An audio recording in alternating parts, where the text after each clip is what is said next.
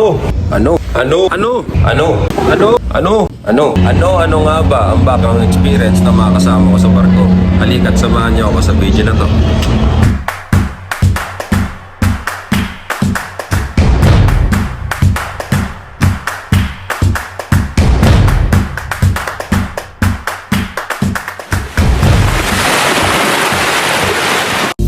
Sabi nila, ang pagbabarko raw ang isa sa pinakamahirap o maproseso pagdating sa pag-a-apply. Isa rin to sa pinakamaraming requirements na hinihingi. Pero ano-ano nga ba ang mga requirements? Ano-ano nga ba ang mga background experience na kinakailangan para makapasok dito? Halika't samahan niyo ako at makinig sa mga payag ng mga kasamahan ko sa barko. Ako nga pala si Arjen.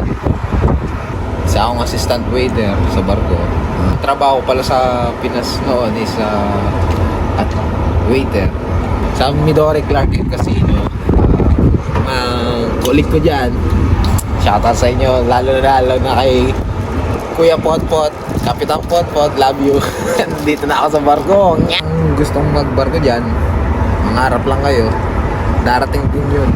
Malay mo, bukas sasampa ka na. Ako si King, waiter dito sa barko. Bago ako magbarko, 9 years ako marketer sa Pilipinas sa Tagaytay. So, sa mga nag-isip magbarko, lakasan nyo lang loob nyo. Saka, unang-una, yung pride, ilalagay nyo sa freezer bago kayo umalis sa Pilipinas. Hello, ako si Gemily Satson. Assistant ako ngayon dito sa cruise ship. My last experience is 5 years sa Bonchon Axis. Shout out, Axis Bonchon Alabang. Payo ko is tiyaga lang, kapangan ng loob, and then pray lang. Ako nga pala si Christian, asistante dito sa barko. Pati akong waiter din sa Pilipinas, sa Manila House, kung alam niyo yun. Hi sa mga taga Manila House. Tapos, payo ko lang sa mga gusto magbarko, kailangan nyo lang matigas ang loob. At saka sipag din, pero mas maganda kung may swerte rin. Swertehan lang naman kasi. Pero yun lang, payo ko. Nga pala si Aya Pentason, working as assistant waiter on board. Previous work ko as a waiter 3 years in Boracay, in Henan Regency Resort. Shoutout nga pala dyan sa mga taga Henan Regency. Tips ko sa mga aspiring seafarer, just keep on applying, don't lose hope. Your day will come. Sometimes it depends upon your luck. You have to bring a lot of patience. Working in a cruise ship is a very tough job. Ako pala si Walter, assistant waiter dito sa barko ngayon. Yung dati kong experience din ako sa Sofitel Philippine Plaza. Kaway-kaway dyan sa mga taga Sofitel. Sofitel yun yung naging pundasyon ko para sumampa dito ngayon sa barko. Siyempre kailangan mo din ng tibay ng loob, tsaka maging wise pagdating dito sa barko kasi mahirap dito ngayon sa barko guys pag dito ka lang din tapos yung may pamilya ka sa Pilipinas, sobrang hirap. Kaya tip ko lang sa inyo, apply lang kayo ng apply, malay nyo bukas kayo na rin sa sampa. Kita-kits na lang dito. Yo, what's up? Ako nga pala si Robert. Hindi din ganun kagwapuan, pero mataas ang pangarap ko sa buhay. Isa nga pala akong assistant waiter dito sa barko. At bago ko nakasampa, marami rin ako naging trabaho sa Pinas. Sinadyan yung pagiging galley steward. Diyan ako nagsimula. Tapos, trabaho ako bilang isang waiter ng halos 5 years sa isang hotel sa lugar namin. Shoutout nga pala sa lahat ng tropa dyan sa Hotel Dominic. Ang requirements dito sa barko madami, pero yung pinakamahalaga, dapat meron kang at least 1 to 2 years experience sa rank na ina-apply mo. Payo ko sa lahat ng mga aspiring seafarers, walang madali sa umpisa. Ganun talaga paglalaanan mo ng oras at panahon. Pero sulit yan pag nakasampa ka na, kaibigan. Yun lang. Peace out.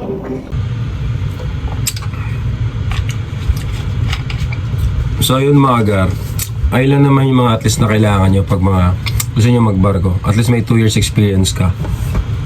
Nowadays naman kasi hindi na mahalaga kung may 4 years, 2 to 4 years kang experience sa hotel kasi madali lang naman makapasok na ngayon, especially after pandemic.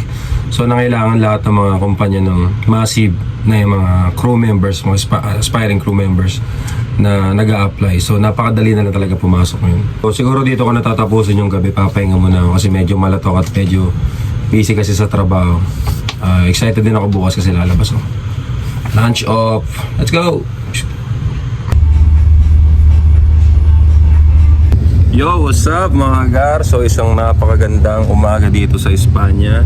So excited tayo ngayon kasi nabigyan tayo ng lunch off. So di pa ako nakakalabas dun sa port na yun, kaya medyo excited. So kailangan lang natin jumutin ng 2.5 hours para sa breakfast. Tapos lalabas na tayo ng mabilisan. So tara!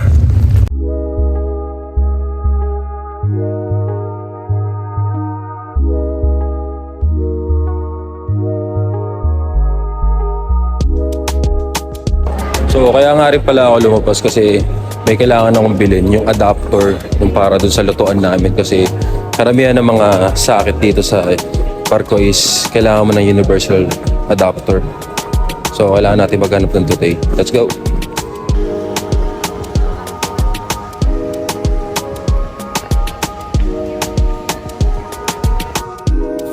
Uy, nahulog pa nga, Gar. Finally, nakahanap na tayo sa dulo ng kanto. Tara, bayaran na natin, tapos lakad-lakad tayo ulit.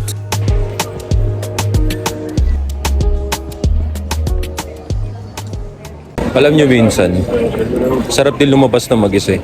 Kasi para nakakaboost siya ng pagiging independent mo as a seafarer na para malayo ka sa pamilya. Minsan kasi di mo kailangan ng kasama para lumabas eh. Maganda rin yung mag-isa kasi lalo na pag nagmamadali ka sa walang antayan. Saka, alam mo yun, ang sarap din sa feeling na nasa ibang bansa ka naglalakad ka mag-isa. Yung lalabas ka ng di mo alam kung saan ka pupunta, kung anong oras ka babalik. Pero maganda lang yan, syempre, pag maluwag yung oras mo. Like ngayon, naka-port off tayo. Pinala tayo mabigyan ng port off. Actually, port off, hindi pala siya port off. Lunch off pala.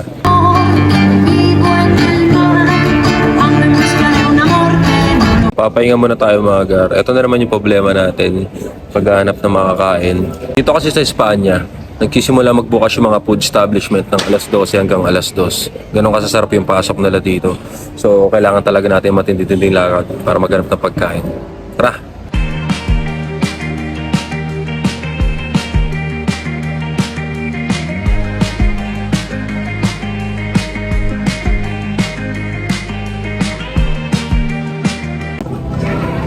Time check lang mga gar. Launa na. Anong oras tayo lumabas? Alas 10. So mga 3 oras na ako naglalakad. Wala pa rin ako nahanap ng mga kainan. Ay, ewan ko lang. Lalakad pa tayo.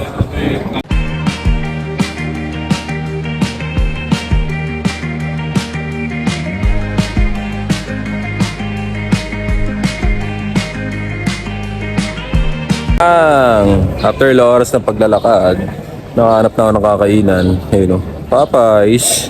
So, let's go!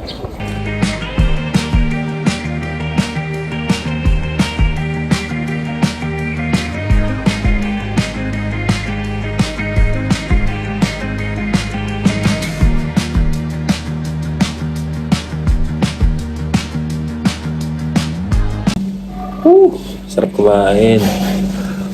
So tara, gala na ulit.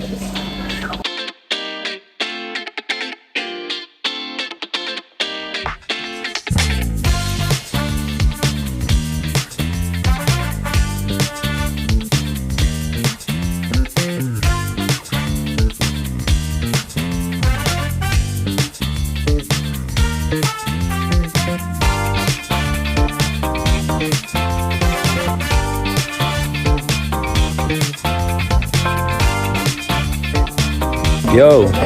So, pabalik na tayo. So, as expected, napakahaba ng pila mga gar. Mga 30 minutes to. Sisingit na lang tayo. Hanap tayo ng mga tropa dito. Let's go! So, nakahanap na tayo ng sisingitan natin. Ayan mga tropa natin sa restaurant. Sisingit na lang. Ay mga pre, pwede sumingit? Singit ako ah. What's up?